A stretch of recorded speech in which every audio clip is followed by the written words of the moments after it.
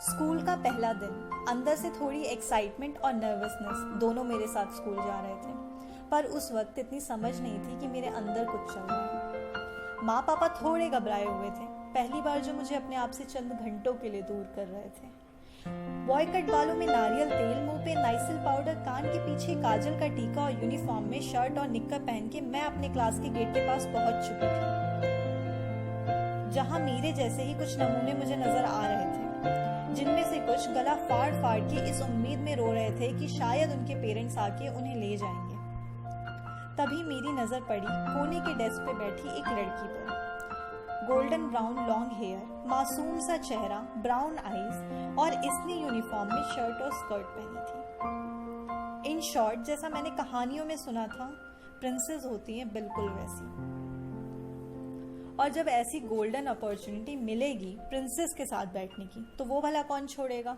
तो मैं भी चल दी और वहां जाके बैठ गई। अब उसने मुझे ऊपर से नीचे तक स्कैन किया। उसके बाद स्माइल पास करते हुए अपनी धीमी सी आवाज में कहा, नाम क्या है आपका? मैंने अपनी लड़खड़ाती हुई आवाज के साथ कहा, साक्षी। अब उसके चेहरे पे मुझे कुछ अजीब एक्सप्रेशंस नजर आ रहे थे, मानो उसने कुछ बहुत अटपटा देख लिया हो। उसकी यह हालत देख के मैंने उससे ये पूछना वाजिब समझा, क्या हुआ आपको?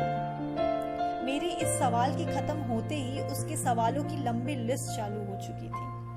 तुम लड़की हो तो स्कर्ट की जगह निक्कर क्यों पहन के आई हो? और ये बॉय कट क्यों? बिना मेरे जवाब के ही ये मोहतरमा मुझे characteristics of a girl lesson पढ़ा चुकी थी, और इसी के साथ स्कूल का पहला दिन समाप्त हो गया।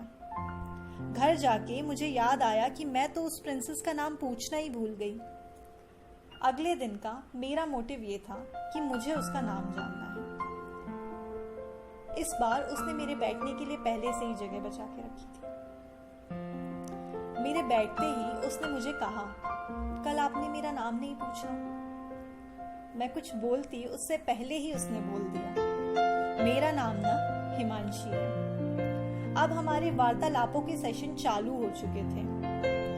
आप से तुम और तुम से तू पर हमारी गाड़ी विराजमान हो गई थी। हिमांशी मेरे लिए प्रिंसेस कम और फ्रेंड ज्यादा बन गई थी। दादा के ब्रेड पकौड़े हों या ठेले के गोलगप्पे, स्कूल से घर जाना या क्रीम वाले बिस्किट खाना, अब हम सब साथ किया करते थे। अब मेरे पास कोई ऐसा था जिसके साथ मैं अपने पहले अनुभवों को जी रही थी।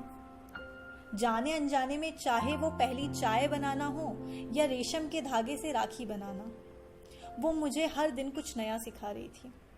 उसके टिफिन में अब सब्जी की मात्रा थोड़ी बढ़ गई थी, क्योंकि मम्मी तो मुझे बस जैम, सॉस और अचार ही देती थी पराठों के साथ। बढ़ती उम्र के साथ अब हमारे तकाजे भी बढ़ने लगे थे।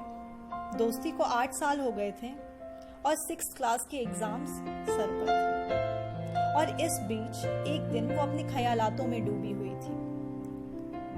मैंने उससे पूछा, क्या हुआ?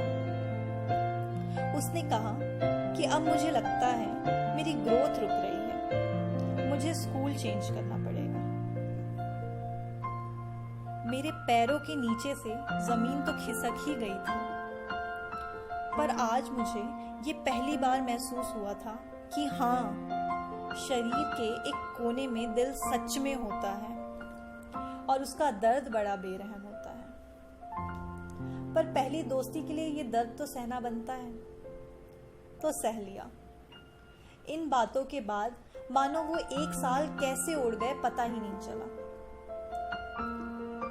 और वो दिन आ गया जब उसका स्कूल में आखिरी दिन था। उसे भी गम था मुझसे दूर जाने का। अश्क उसके भी आंखों में थे, पर आज उसके पास एक्साइटमेंट और नर्वसनेस भी थे, नए स्कूल के पहले दिन के। वक्त के साथ अब हमारी बातें कम से खत्म पे आ चुकी थी।